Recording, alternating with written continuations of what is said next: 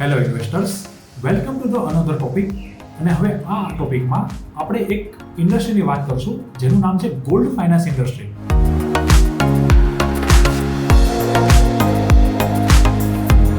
આ ઇન્ડસ્ટ્રી શું કામ અને શું રીઝન છે કે આગળ તમે ગ્રોથ દેખાય છે, બરાબર છે? કેમ કે ઘણી વખત એવું થાય છે ને કે તમે સવાલ કરતા હોય કે માર્કેટ ક્રેશ થાય, બરાબર, ક્યાં સ્ટોક લેવા જોઈએ, બરાબર. હવે નામ તો આપી દઈએ તમને, ચલો ઓકે, કોઈ પણ નામ આપે તમે.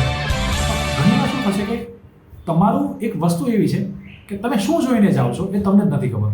કદાચ તમે તમારા બિઝનેસ હોય, કોઈ પણ બિઝનેસ હોય, બરાબર, કોઈકને તમે સમજાવો, કદાચ તમે મને સમજાવો A to Z વસ્તુ કે શું થાય છે, ક્યાં ક્યાંથી ચેન્જીસ આવે છે, ક્યાંથી ચેલેન્જીસ આવે છે, ક્યાં ઓપોર્ચ્યુનિટી છે, તો તમને શું લાગે છે કેટલા ટાઈમ લાગે તમને એક વસ્તુ સમજાવતા? સમય કેટલો લાગે? બરાબર, ઘણો બધો સમય લાગે, બરાબર છે.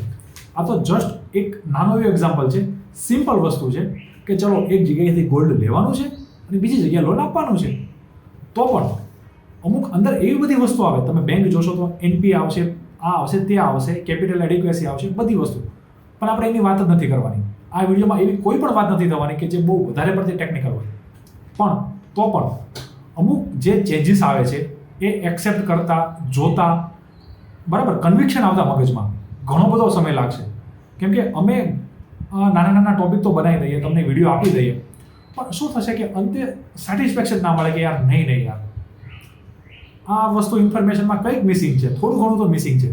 તો હવે આ એક વિડીયો છે એવો કે આમાં અમે તમને અલગ અલગ ઇન્ડસ્ટ્રી પર તમને ભાગ બનાવીને આપશું ઘણી વખત, તો જેનાથી તમને ખબર પડે કે એક્ઝેક્ટલી ક્યાં ક્યાં ચેન્જીસ આવે છે, બરાબર છે, એને કઈ રીતે ટેકલ કરવાના છે, બરાબર, શું જોઈને અંદર આવું છું.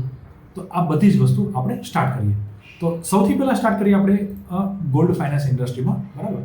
તો ગોલ્ડ ફાઇનાન્સ ઇન્ડસ્ટ્રીમાં તમે જોયું છે કે મેન આપણે હાલમાં NBFCની વાત કરશું. NBFC એટલે નોન બેન્કિંગ ફાઇનાન્સ કોર્પોરેશન. તો હવે આમાં શું થશે કે NBFC ફોર એક્ઝામ્પલ તમે જોશો, મોટું તમે ધ્યાન રાખશો, તો એમાં શું થશે કે એ લોકો ડાયરેક્ટ પબ્લિક પાસેથી પૈસા નહીં ઉઠાવે, બરાબર. એ લોકો ક્યાંકથી બીજા પાસેથી પૈસા ઉઠાવશે અને પછી એને લોન આપશે. જ્યારે બેંક શું કરે છે, આપણે કરંટ એકાઉન્ટ છે, સેવિંગ એકાઉન્ટ છે, FD છે, બરાબર, તો એ બધી RBI પાસેથી પૈસા ઉઠાવે છે, તો ત્યાંથી પૈસા ઉઠાવશે અને પછી આપણને આપશે. તો આ લોન, બરાબર, જે ગોલ્ડ લોન છે આપવાવાળી NBFC છે, બરાબર. NBFCની ડેફિનેશન કે એની પાસે બેન્કિંગનું લાયસન્સ નથી, તો તે પબ્લિક સાથે રિલેશન સીધા ના કરી શકે, બરાબર. તો આ એક નાના એવો કોન્સેપ્ટ છે. હવે બીજી વસ્તુ, તો એક NBFCની તો વાત થઈ ગઈ, બરાબર. હવે બીજી એમાં છે કે બેંક છે એ ગોલ્ડ લોનમાં કેમ પડતી નથી વધારે? અમુક ટાઈમ સુધી પડશે, પછી કન્ટિન્યુ કેમ નથી રાખી શકતી? ઓકે, સવાલ તો થવો જોઈએ ને, કેમ કે આપણે NBFCની વાત કરી, કંઈક તો જોઈને કરી હશે ને. એક નાની એવી વસ્તુ છે કે તમે કદાચ રાખો તો ગોલ્ડ સેવ કરો છો, રાખો છો, સાચવો છો, તો એના માટે ઇન્સ્યોરન્સ રખાવવું પડે, બરાબર છે, ઇન્સ્યોરન્સ લેવું પડે, સાચવવા માટે લોકરનો ખર્ચો, સિક્યુરિટી, તો એ ખર્ચા વધી જવાના છે. અને બેંકનો મેઇન બિઝનેસ છે તે સાઈડમાં રહી જવાનો છે. એ સિવાય લોકો ઇન્સ્યોરન્સ પોલિસી વેચે છે, બરાબર, મ્યુચ્યુઅલ ફંડ લોકો વેચતા હોય, બીજી નાની મોટી સર્વિસ ચાલતી હોય, તો આમાંથી, બરાબર છે, RBIના અમુક નોર્મ્સ પૂરા કરવામાં થોડું ઘણું મગજમારી ચાલતી હોય. માટે બેંક એ આ ટાઈપની લોનમાં બહુ ઓછી આવે છે. જેને ખાલી પેપર વર્ક જોઈએ ને એ લોનમાં બેંક વધારે હોય છે. તો હવે તમને રીઝન ખબર પડી કે શું કામ NBFC. તો હવે આપણી પાસે પ્લેયર કે ક્યાં પ્લેયર છે, તો મુથુટ છે, મન્નાપુરમ છે, IIFL છે, બરાબર, બીજા બધા છે એના સિવાય. અને બેંકમાં અત્યારે હાલમાં તમે એડવર્ટાઇઝમેન્ટ જોશો ને, લોકડાઉન પછીની વાત, DCBA પહેલાં બહુ એગ્રેસિવ લોન આપી, બરાબર. એના સિવાય છે હમણાં SBI વધારે પડતી લોન આપેલી. હાલમાં તમે એડવર્ટાઇઝમેન્ટ જોશો તો IIFLની વધારે છે, બરાબર. અને લોકડાઉન પહેલાં તમે જોતા હોય તો મુથુટ અને મન્નાપુરમ બંનેનું થોડું વધારે હતું. ચલો, વાત તો અહીંયા સુધી થઈ ગઈ ક્લિયર કે બરાબર આ ઇન્ડસ્ટ્રીમાં એવું અલગ શું છે. હવે બીજી વસ્તુ કે શું કામ લોકો ગોલ્ડ લોન લે છે, કે બીજી લોન તો અવેલેબલ છે, શું કામ અહીંયા આવે છે, બરાબર. તો એક વસ્તુ ધ્યાન રાખો કે અને આ લોકો સ્પેશિયલ ગોલ્ડ લોન માટે જ તે આ લોકો, બરાબર, કંપની બનાવી કેમ છે? કેમ કે ઇન્ડિયા અલગ કન્ટ્રી છે, બરાબર. બીજે તમને આવું ક્યાંય કલ્ચર નહીં જોવા મળે કે જ્યાં વધારે પડતું ગોલ્ડ સાચવે છે, બરાબર. તો આ એક યુનિક કન્ટ્રી છે, યુનિક. હવે તેના સિવાય વસ્તુ ક્યાં છે કે ઘણીવાર શું થશે કે આપણે એટલા બધા અટેચમેન્ટ હોઈએ કે માન લો કે ગોલ્ડ સોનું લીધું છે, બરાબર, કોઈ ઘરેનું બનાવ્યું, ઘણામણનો ખર્ચો આપ્યો, માન લો કે 100 રૂપિયાનું ગોલ્ડ છે, બરાબર, ઘણામણનો ખર્ચો આપ્યો છે 20 રૂપિયા એક્સ્ટ્રા, 20%, 10-20%, બરાબર છે. હવે તમે 100 રૂપિયાનું ગોલ્ડ છે, બરાબર, એ જ હવે તમે NBFC પાસે આવવા જશો તો એ 100 રૂપિયા કન્સિડર કરશે. એવું નહીં જોયું કે કેટલું તમે મોંઘું બનાવ્યું છે, કેટલું સરસ બનાવ્યું છે, બરાબર. હવે એ 100 રૂપિયા સામે લોન આપશે 75%, 65%, મેક્સિમમ 90%, લગભગ એવો આપશે જ નહીં, તમને નહીં આપે. પણ એક વસ્તુ છે, બરાબર ને, તો અહીંયા તમે જોવા જશો ને કદાચ કે 100 રૂપિયાની સામે 120 રૂપિયાનું તમે લોન ગોલ્ડ કરાવ્યું અને સામે તમને 75, મોટું 75 રૂપિયા. તો હવે તમે ડિફોલ્ટ મારવું છે તમને કે ચલો લોન નથી ભરવી, તો મારશો તમે?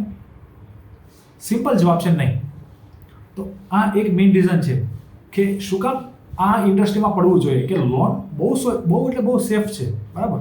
હા, ક્યારેક પ્રોબ્લેમ આવે દે, ધંધો છે, પ્રોબ્લેમ આવે તો ક્યાં પ્રોબ્લેમ છે એની પણ વાત કરશું, બરાબર છે. તો સૌથી પહેલાં આપણે એક વાત કરીને કે ઇન્ડિયા અલગ કન્ટ્રી છે.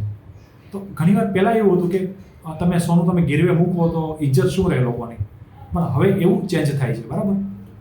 પછી એ બધી વસ્તુ ક્યાંથી આવી છે કે ઘણીવાર ડિમોનિટાઇઝેશન છે, તો થોડું ઘણું અંદર ચેન્જીસ પણ આવ્યા છે કે એક વસ્તુથી તમે ટકી ના શકો, થોડા ઘણા ચેન્જીસ આવે, બરાબર. ગોલ્ડ લોન ઇન્ડસ્ટ્રી છે તો એમાં પણ ચેન્જીસ આવે, સ્વાભાવિક છે. હવે બીજા ક્યાં ચેન્જીસ થાય છે તેના સિવાય કે તમે મુથુટ અને મન્નાપુરમ જોશો કે બીજી કોઈ પણ ગોલ્ડ લોન જોશો તો સૌથી પહેલાં સ્ટાર્ટ થતી સાઉથ ઇન્ડિયામાં, બરાબર, દક્ષિણ ભારતમાં. પછી શું થયું કે દક્ષિણ ભારતમાંથી ધીમે ધીમે ઉત્તર બાજુ આવવા ચાલુ કર્યું. કેમ કે દક્ષિણ ભારતમાં તમે જોશો કે સોનાનું થોડું બહુ વધારે પડતું ક્રેઝ છે, બરાબર, ત્યાં બહુ લાંબુ ચલણ છે. તો પછી શું થયું કે બ્રાન્ચ ધીમે ધીમે ત્યાં વધતી ગઈ અને બ્રાન્ચ એટલી જગ્યાએ વધી ગઈ કે બહુ વોકિંગ ડિસ્ટન્સ ઉપર તમે ચાલીને જઈ શકો એ પ્રમાણે ગામડામાં મોટા ભાગના ગામડામાં એ લોકો બ્રાન્ચ લઈને આવ્યા. એટલે શું થયું કે હવે તમારે ક્યાંય પણ વસ્તુ, બરાબર, યુઝ કરવો છે તો એઝ અ તમે બેંકની જેમ પણ યુઝ કરી શકો, બરાબર. એવું એ લોકોએ ઇન્ફ્રાસ્ટ્રક્ચર ઊભું કર્યું. હું તમને મુથુટ કે મન્નાપુરમની વાત કરી લઉં તો એ લોકોએ શું કર્યું કે તમે ગોલ્ડ પહેલાં જમા કરાવો, જો કાલે ઉઠી તમારે અચાનક ગોલ્ડની જરૂર પડે ફટાફટ તો તમે ત્યાંથી લઈ શકો. તમારે બેંકમાં જવું નથી, તમારે પેપર વર્ક કરવું, કંઈ જ નહીં. નેટ પર, બરાબર, તમારું એકાઉન્ટ હશે, ફ્રી ઓફ કોસ્ટ, ફટાફટ તમને લોન મળી જશે. તો આ કંપનીને શું થયું કે થોડો ખર્ચો વધે પણ એના કસ્ટમર ધીમે ધીમે એક્વાયર થતા ગયા. અને એકવાર તમારા કસ્ટમર આવતા જાય અને તમને મતલબ બરાબર છે, અને લોકોને શું હોય છે કે એક વસ્તુની શીખી જાય અને આદત પડે તો ઘણીવાર અમુક લોકો બીજી વસ્તુ શીખવામાં બહુ ટાઈમ વેસ્ટ કરતા નથી, બરાબર. આ તો ઇન્ડિયાની મેન્ટાલિટી છે. તો ધીમે ધીમે શું થયું કે એ લોકો કસ્ટમર એકવાર આ રીતે કરતા ગયા. પછી એક ઇન્ટરેસ્ટિંગ વસ્તુ એવી થઈ કે તમે જોશો ને કે મોટા ભાગના અત્યારે પણ ગોલ્ડ ફાઇનાન્સમાં, બરાબર છે, 65% લોકો મતલબ એઝ અ ગામડામાંથી ત્યાંના ગોલ્ડ જે જમા કરાવે છે તે લોકો છે. અને તેના પછી તમે ઓલ ઓવર જોવા જાઓ તો 40% હજી પણ 35 થી 40% હજી સાઉથ ઇન્ડિયાનો માર્કેટ શેર છે. મતલબ હજી પણ અત્યારે માર્કેટ સાઉથ ઇન્ડિયાનું ડોમિનેટ કરે છે, ધીમે ધીમે એક્સપાન્શન કરે છે. પ્લસ હવે તમે એઝ અ કસ્ટમર તમે જોવા જાઓ કે એક તો મોટા કસ્ટમર હોય જેની પાસે પૈસા હોય, બરાબર, ઉંમરમાં તો નહીં પણ મોટા, તો એની પાસે બેંક છે તે લોન આપવા માટે, એના રેકોર્ડ સારા છે, બરાબર, સિબિલ સ્કોર સારો છે. ધીમે ધીમે નાના લોકોની જાઓ તમે, રિક્વાયરમેન્ટ કેવી હોય કે નાના લોકો મીડિયમ હોય તો હોમ લોનમાં થોડું વધારે કરે, એજ્યુકેશન લોન વધારે લે, બરાબર, એ તમને પિરામિડમાં ખબર પડી જતી હશે. અને પછી ધીમે ધીમે શું થશે કે સૌથી નીચે માઇક્રો ફાઇનાન્સ, બરાબર, કે નાની ટિકિટ સાઇઝની લોન લે. અને બીજી આમાં શું થશે કે મેઇન તો ગોલ્ડ લોન, ગોલ્ડ બધા પાસે હોય છે તો ગોલ્ડ લોન પ્રાયોરિટી ઉપર. તો આ એક બહુ નાના ફરક આવે છે કે જે ટિકિટ સાઇઝ અને બીજી વસ્તુ કે નાના લોકો હોય ને એ ડિફોલ્ટ ના કરે, બરાબર છે.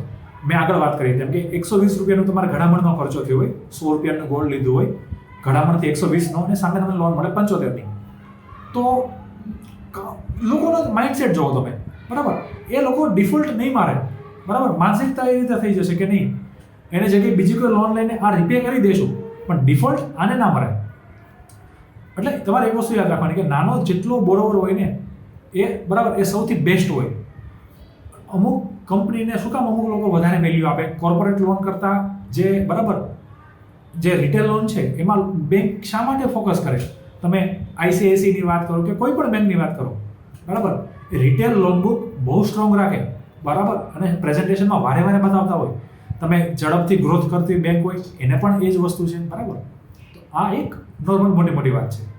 પછી એક વસ્તુ છે કે લિન્ડી ઇફેક્ટ. તો એમાં શું થશે કે તમે ઓલરેડી લોકો ગોલ્ડથી ટેવાયેલા છે. તો આ વસ્તુ હવે ઘણીવાર શું થાય કે એક સામાન્ય વસ્તુ કહું કે જે બુક છે, ફોર એક્ઝામ્પલ છે કે 50-100 વર્ષથી ફેમસ છે, બરાબર, ફોર એક્ઝામ્પલ ભગવદ્ ગીતા, તો એ હજી આવતા 100 વર્ષ માટે મતલબ ફેમસ રહેશે જ તે, બરાબર. આ છે લિન્ડી ઇફેક્ટ, કે વર્ષોથી લોકો ગોલ્ડ વાપરતા આવ્યા છે, એનો યુઝ કરતા આવ્યા છે, તો તાત્કાલિક બંધ નથી થવાનો, એ ચાલુ રહેશે, બરાબર. આ નહીં તો બીજા કોઈ રીતે યુઝ કરવાના છે, બરાબર. તો આ એક લિન્ડી ઇફેક્ટ છે. તો એ પણ ધીમે ધીમે ચાલ્યા આવશે. તો એવું નથી કે સડનલી અચાનક બંધ થઈ ગયું ને, બરાબર. તો આ તમને એક થોટ પ્રોસેસ ક્લિયર થાય છે. નંબર 2, આમાં બીજી વસ્તુ શું થશે કે જે વધારે બ્રાન્ચ હોય અને જે વધારે ડેન્સ હોય એનું ચાલવાનું છે વધારે, બરાબર. તો આ પણ એક ક્લિયર ઇન્ડિકેશન છે. હવે બીજી વસ્તુ કે તમે વાત કરો કે ફરીવાર પાછા એનબીએફસીમાં આવીએ કે શું કામ એનબીએફસી એટલી એફિશિયન્ટ છે. તો ફરીવાર 1 by 1 બેંક એની વાત આગળ થઈ ગઈ, બરાબર. બહુ બધા કામ હોય એટલે તમને એવું નથી કે બેંકવાળા ફટાફટ લોન આપે, બરાબર છે. પીએસયુ બેંક, ચલો પબ્લિક સેક્ટરનું કોઈ આમ તેમ હોય, બરાબર, સરકારી બેંક, વાત જ જવા દો, બરાબર છે. એના સિવાય કોઈ પણ એનબીએફસી હોય તો એ ગોલ્ડ સાચવશે, રાખશે, બરાબર છે, બરાબર. કોઈ ચોરી થઈ જાય માટે સિક્યુરિટી માટે કોઈ માણસને રાખશે. પછી એક, બરાબર છે. તો એવા ઘણા બધા એક્સપેન્સ છે જે કંટ્રોલમાં નથી રહેવાના.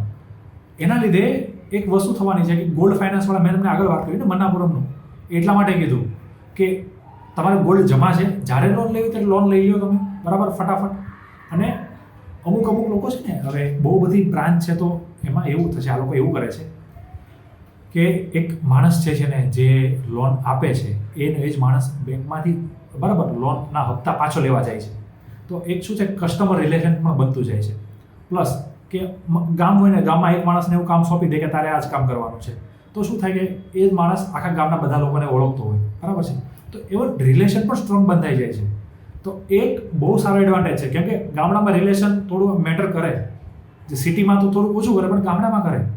અને ફરીવાર કેમ કે 65% હજી લોન બુક ગામડામાંથી છે, તો આ એક વિચારવા જેવી વાત છે. પ્લસ બીજી વસ્તુ કે લોન બુક 25,000થી મોટી ક્યારેક એવરેજ હોય છે આ બધાની, બરાબર. વધીને મેક્સિમમ આપે તો 50,000, એનાથી વધારે ગામડામાં આ લોકો લોન બુક વધારતા નથી.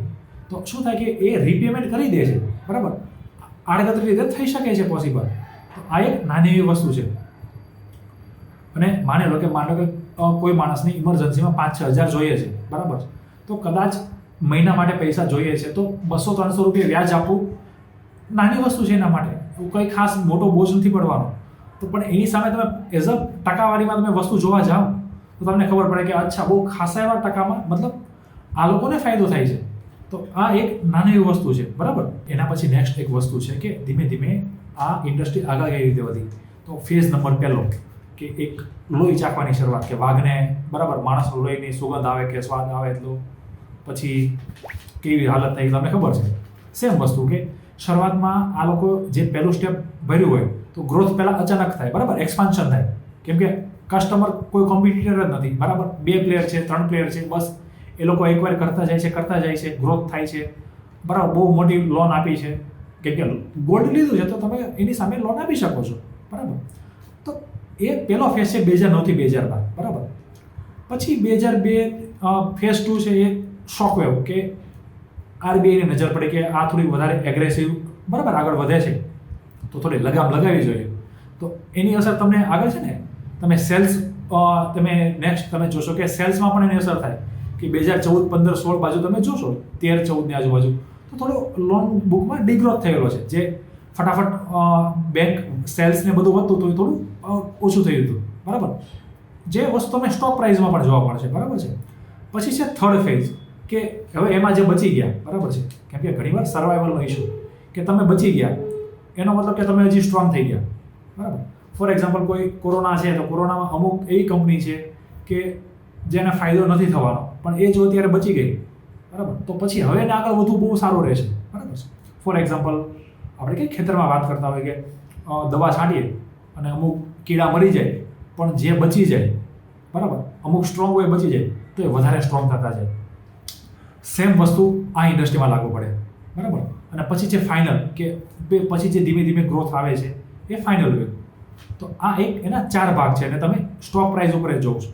પ્લસ એના સિવાય બીજી વસ્તુ કે એક બ્રાન્ડિંગ બહુ મહત્વનો ભાગ ભજવે. તમે ઉપર જોશો, બરાબર છે, તો ઉપર છે મન્નાપુરમનું અને નીચે છે મુથુટનું, બરાબર. તો કોના પાસે તમે બ્રાન્ડિંગ કરાવો છો, એડવર્ટાઇઝમેન્ટ કરાવો છો, એ પણ અસર થાય, બરાબર. અને મોટા ભાગના જો કે સાઉથ ઇન્ડિયન હીરો તમને જોવા મળે છે, બરાબર છે. તો આ પણ એક વસ્તુ છે કે તમે એઝ અ માઇન્ડમાં કે એક બ્રાન્ડ હોય ને તો તમે ત્યાં તમારું ગોલ્ડ તમે આપવું પસંદ કરો છો. તો આમાં પણ એક મહત્વનો ભાગ છે, બરાબર છે. હવે એના પછી એક, બરાબર, એક વસ્તુ છે કે હવે મુથુટ અને મન્નાપુરમમાં ગોલ્ડ લોન અને બીજી બધી લોન કે કેટલી લોન આપે છે. તો મુથુટ આમ તમે માનો ને તે પ્યોર તમે ગોલ્ડ લોન વાળો પ્લેયર કહી શકો. પણ મન્નાપુરમમાં ગોલ્ડ સિવાય બીજી બધી, બરાબર, માઇક્રો ફાઇનાન્સ લોન આપે. એમાં કોલેટરલ મતલબ ગીરવે કંઈ રાખવાનું નથી. માઇક્રો ફાઇનાન્સ જે 20%ની આજુબાજુ છે. વ્હીકલ લોન આપે છે, બરાબર છે, અને એ 4 વ્હીલને નથી આપતા પણ બીજી બધી આપે છે. પછી હોમ ફાઇનાન્સ છે અને બીજી બધી નાની મોટી. સેમ આ લોકો, બરાબર છે, માઇક્રો ફાઇનાન્સ અને હોમ ફાઇનાન્સમાં પેલું થોડું એક્સ્ટ્રા વધારે છે. ચલો, તો હવે કમ્પેરિઝન કરીએ અને થોડું એક વિચારો કે સ્ટોક પ્રાઇસમાં કોને થોડો ફાયદો થતો હોય. ગોલ્ડમાં તમે ઓપ્શન કરો, વેચી નાખો તો શું થશે એમાં કે તમારા પૈસા રિકવર થઈ જશે, બરાબર. તો આ એક વસ્તુ થશે. તો એક મુથુટ અને મન્નાપુરમના તમને કમ્પેરિઝન આપી છે, બરાબર, 2014 થી 2020 સુધી. જો કે ધીમે ધીમે ગ્રાફ ઘટે છે તો ઓપ્શનમાં મતલબ વાંધો નથી, ડિફોલ્ટ ઓછું મારે છે લોકો. તો આ એક સારી વસ્તુ કહેવાય. ઓપ્શન ઘટે તો શું થાય કે એનપીએ ઓછા થાય, નેટ, બરાબર, પરફોર્મન્સ, બરાબર, એનપીએ, બરાબર. તો એનપીએ નેટ પરફોર્મન્સ અસેટ ઓછા થાય. તો આ એક વસ્તુ છે. હવે એ જો મુથુટ અને મુથુટમાં થોડા વધારે છે, મન્નાપુરમમાં ઓછા છે એનપીએ, તો હવે નેટ પરફોર્મિંગ અસેટ છે, બરાબર છે. હવે એમાં તમે જોશો ને કદાચ તો હવે આમાં એક સારું છે કે જો મન્નાપુરમના મુથુટના બહુ મોટા છે તો પણ મુથુટને થોડીક પ્રીમિયમ વેલ્યુએશન આપે, મન્નાપુરમને કેમ નથી આપતા? તો પાછો જ એક સવાલ થાય, આવું કેમ? બરાબર છે. ઇવન ગોલ્ડનું ઓપ્શન પણ કરે ને, આગળ મેં વેલ્યુ બતાવી તેમ ઓપ્શનમાં પણ મુથુટ લોસ કરે છે, ઇવન મન્નાપુરમ ફાયદો કરે છે, તો પણ એ લોકોને ઓછી વેલ્યુ મળે. તો આમાં એક થોડું તમારે જોવાનું, કેમ કે હવે હું તમને એક સિમ્પલ રીઝન આપું છું. એમાં આવું શું કામ? કેમ કે એક માઇક્રો ફાઇનાન્સ સેગમેન્ટ, બરાબર, જે નેક્સ્ટ પાર્ટ છે, માઇક્રો ફાઇનાન્સ ને હોમ લોન. માઇક્રો ફાઇનાન્સ માટે નાની તમે ટિકિટ સાઇઝની લોન આપો, કદાચ 5,000, 10,000, 15,000ની લોન આપો. હવે માઇક્રો ફાઇનાન્સમાં શું થશે કે માર્જિન તમારું વધારે હોય તો ગ્રોથ બહુ ફટાફટ આવે, ફાસ્ટ આવે, બરાબર, ફટાફટ તમારો ગ્રોથ આવશે. પણ એક્ઝેક્ટલી પ્રોબ્લેમ ક્યાં ઊભો થાય કે ડિફોલ્ટ મારવાનું ચાલુ થાય. લોકડાઉન હતું તો સીધી વસ્તુ છે કે કોલેટરલ આપ્યું નહોતું, ડિફોલ્ટ મારતા કંઈ વાંધો નથી, બરાબર. તો આ એક રિસ્ક અચાનક વધવા માંડે, બરાબર. માઇક્રો ફાઇનાન્સમાં તમે આગળમાં તમે પ્રાઇઝમાં પણ જોયું હોય તો પણ તમને ખબર છે કે માઇક્રો ફાઇનાન્સમાં, બરાબર, મન્નાપુરમ બહુ એગ્રેસિવ છે અને એ જ વસ્તુ અહીંયા હિટ કરે છે, બરાબર. કેમ કે ત્યારે તમને પાછું લોન આપવાની નથી. અને હવે માઇક્રો ફાઇનાન્સ માટે હવે આ લોકોએ 2 સબસિડરી ઊભી કરી છે. એક આશીર્વાદ છે મન્નાપુરમ માટે અને મુથુટ માટે, બરાબર, બ્લાસ્ટર છે. તો હવે એમાં રિસ્ક પણ વધારે, કેમ કે તો આ લોકો ક્યાંક રિસ્ક કંટ્રોલ પણ કરે છે, બરાબર. બ્લાસ્ટર્સ તમે જોશો ને તો મેઇન શ્રીલંકા બેઝ છે. શ્રીલંકામાં તમે જોશો ને તો ત્યાં આ લોકોનું પ્રેઝન્સ વધારે છે. અને બીજી વસ્તુ, બરાબર, અને મન્નાપુરમમાં આશીર્વાદ છે તો આશીર્વાદ પણ એવી લોન આપે છે. પણ એક ફાયદો પણ થાય ને નુકસાન પણ થાય. જો ફાયદો કઈ રીતે થશે? ફાયદો એ રીતે થશે કે જ્યારે લોન આપે છે તો આ લોકો એક્સપેરિમેન્ટ બેઝ ઉપર લોન આપતા હોય કદાચ, બરાબર. આશીર્વાદ છે એ મેઇન એક્સપેરિમેન્ટ તરીકે યુઝ કરે છે. મેઇન તમે મોટું જુઓ ને કે એક્સપેરિમેન્ટ કરે, જો સક્સેસ થાય, જો રિસ્ક વધારે લઈને સક્સેસ થાય તો મન્નાપુરમ પછી એ ટ્રાય કરવાનું ચાલુ કરે, બરાબર છે. હા, બ્લાસ્ટર્સમાં આ લોકો પાસે 70% ભાગ છે, જ્યારે મારા ખ્યાલથી આશીર્વાદ લગભગ ફૂલ સબસિડરી છે મન્નાપુરમની. તો એક આ વસ્તુ છે. અને ધીમે ધીમે તમે જોશો કે 0.34 લાખ કરોડથી 2.31 લાખ કરોડ મતલબ ગ્રોથ આવ્યો છે થોડા ટાઈમમાં. તો ખાસો એવો ગ્રોથ કર્યો છે આ લોકોએ લોન બુકમાં, બરાબર. પણ એક વસ્તુ યાદ રાખવાની કે કોઈ પણ બેંક હોય, લોન બુકનો ગ્રોથ થાય, લોન પાછી આવવાનો શરૂ થાય, પ્રોફિટ થાય, પછી લોન તો તમે સારા સમયમાં આપી દો, પણ તમારે એ જોવાનું કે ખરાબ સમયમાં પાછી આવે એવી કેટલી લોન છે. એટલા માટે કે ભાઈ પહેલી પાછી આવી શકે 90% લોન બુક તમારી ગોલ્ડ લોન છે એટલે એને વેલ્યુએશન વધારે મળે છે. તો આ છે એનો રાઈટ આન્સર, બરાબર છે. અને આ લોકોએ જો કે રિસ્ક ઓછું કરવા માટે ઘણું બધું મનાપુરમવાળા, આશીર્વાદવાળાએ મતલબ ખાસું એવું કામ કર્યું છે કે અમુક છે ને કે એક સિટીમાં 1%થી વધારે લોનનો પોર્ટફોલિયો રાખવાનો નહીં, બરાબર, બધા રાજ્યમાં ડાયવર્સિફિકેશન કરવાનું. તો એક વસ્તુ છે, બરાબર. એના લીધે એનપીએ ઓછા છે, બરાબર. અનસિક્યોર્ડ લોન છે તોય એનપીએ 1%થી ઓછા છે. તો એક સારી વસ્તુ છે. હવે એક બીજી વસ્તુ છે કે તમારે ઘણીવાર આ લોકો ગ્રુપને પણ લોન આપતા હોય છે, બરાબર. એ અલગ અલગ સ્ટ્રક્ચર છે, તો બહુ મગજ ખરાબ નથી કરતા અને વિડીયો લાંબો નથી કરતા. તો સીધા આપણે નેક્સ્ટ પાર્ટ ઉપર આવી જઈએ. હા, તમે સ્ટોપ કરીને વિડીયો જોઈ શકો છો. પછી છે રિસ્ક, બરાબર. તો એ લોકો મેં તમને આગળ વાત કરી ને કે મોટી લોન 45,000ની આપે ને એવરેજ છે, બરાબર, 25,000 જેટલી. અને 1%થી વધારે કોઈ એક જિલ્લામાં નહીં આપવાનું અને 10%થી વધારે કોઈ એક રાજ્યમાં લોન નહીં આપવાની. તો એક સારું થાય. જો આ વસ્તુ શું કામ છે, જરૂરી શું કામ છે. તમે અત્યારે બંધન બેંક જોતા હશો. શું પ્રોબ્લેમ આવે છે બંધન બેંકમાં? આસામ અને પશ્ચિમ બંગાળ બહુ કોન્સન્ટ્રેશન છે.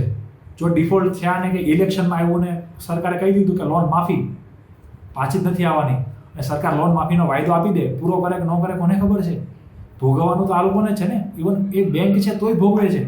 તો આ લોકો તો બેંક પાસેથી પૈસા ઉઠાવે છે. વિચાર કરો, એ ક્યારે બધું આ બેંક પાસેથી પૈસા ઉઠાવે ત્રીજા માણસને આપે. તો એક તો મોંઘા ભાવથી લોન ઉઠાવવાની અને એનાથી મોંઘી આપવાની. તો આ એક પ્રોબ્લેમવાળો ઇસ્યુ છે.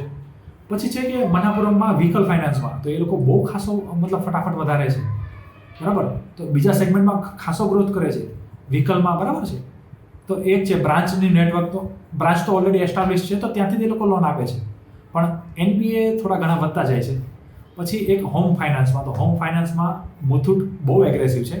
અને હોમ ફાઇનાન્સનો જો મુથુટ એક તો ગોલ્ડ બાજુ છે અને એક હોમ ફાઇનાન્સ, બંને સિક્યોર લોન છે. તો એક તમને ખબર પડશે ગ્રાફ ઉપરથી, બરાબર છે. એના પછી તમે જોવા જાઓ તો કંપની ડાયવર્સિફિકેશન, બરાબર. તો હવે એમાં રિસ્કના તમે જુઓ કે કમોડિટી વાઇઝ ગોલ્ડના પ્રાઇસને તો છે તે, બરાબર. કેશનું થોડુંક કે તમે કેટલું કેશ રાખો છો ને. એક ગોલ્ડમાં શું છે કે સ્લો ગ્રોથ, બહુ ધીમો ગ્રોથ થાય.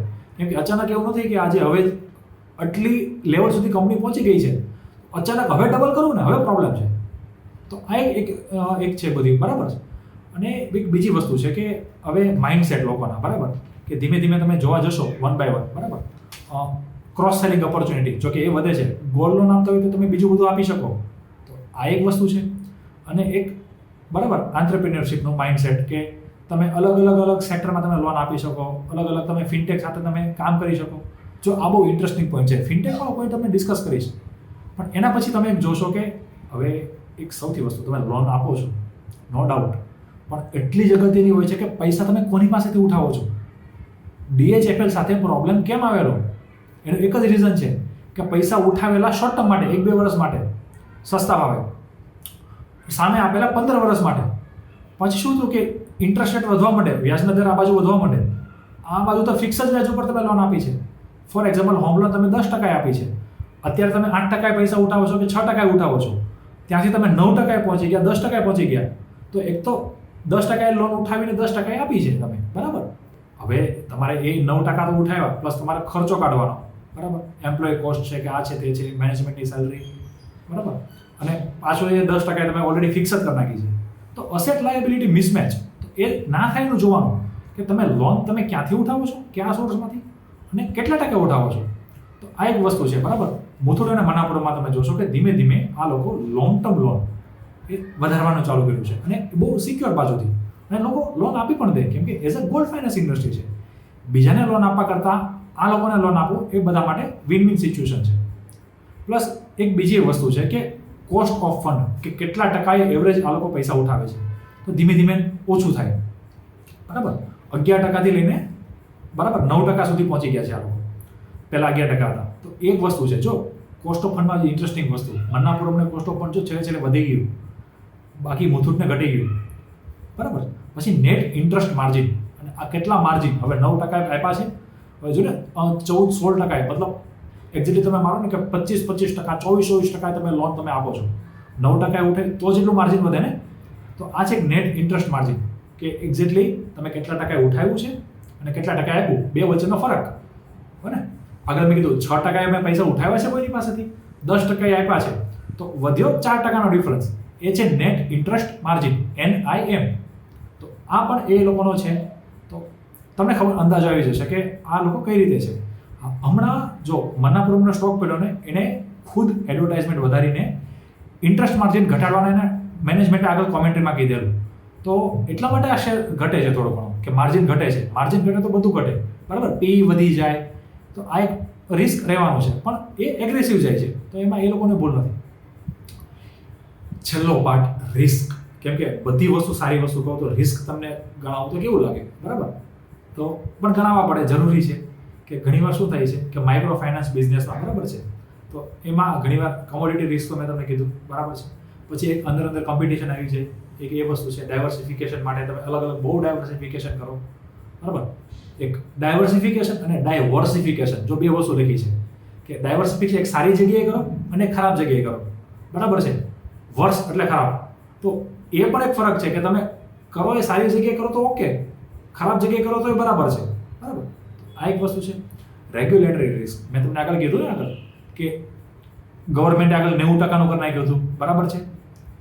લોન કે તમે 100 રૂપિયાના સામે તમે 90 રૂપિયા તમે લોન આપી શકો પછી, બરાબર. તો આ એક વસ્તુ છે. પછી છેલ્લે ગોલ્ડ ETF છે. તો ગોલ્ડ ETFમાં એવી રીતે કેવું છે કે ETFમાં જો કે વાંધો નથી, બરાબર, કોઈ ખાસ એવો ફરક નથી, તો ડિસ્કસ નથી કરતો. અને રિસ્ક ઓફ થેફ્ટ, કે કદાચ કાલે ઉઠીને ચોરીનો કોઈ પ્રોબ્લેમ આવે તો એ પણ આમાં એક રિસ્ક ઓફ થેફ્ટમાં આવે. કોમ્પિટિશન ફ્રોમ ફિનટેક, બહુ મોટી કોમ્પિટિશન. હવે એ વસ્તુ શું કામ આવું કહું છું, કેમ કે ઘણા એવા એક રૂપે લોન કરીને એક નામ સાંભળ્યું છે, બરાબર. ફ્લિપકાર્ટવાળા પેલો છે બંસલ. તો એ શું કરશે કે ICICI વાળા પાસે એક લોન લેશે, બરાબર. અને ICICIમાં એ લોકો ગોલ્ડ કોલેટરલ મૂકી દેશે કે અમને તમારા લોકર વાપરવા આપો, ગમે તમે, બરાબર. કરોડ વૈશ્ય બેંક પાસે લોકર છે. તો આ લોકો ફિનટેકવાળા આ લોકોનો શેર ધીમે ધીમે ખાતા જાય છે.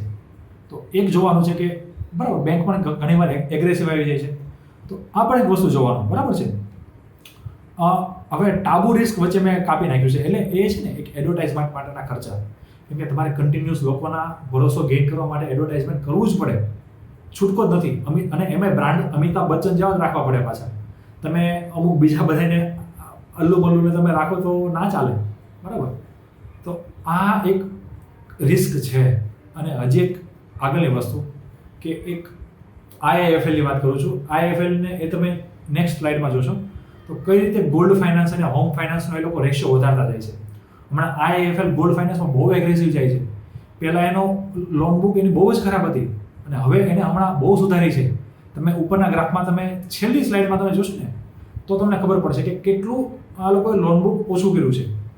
અને એક છેલ્લી વસ્તુ એવું છે કે આ લોકો માટે કે આગળ તમે શું કરશો કે ઇન્ફ્રામાં તમારે બહુ બધી લોન ઊભી રહી ગઈ હોય, NPA તમારા હોય, એની અસર એની અત્યારે થાય છે.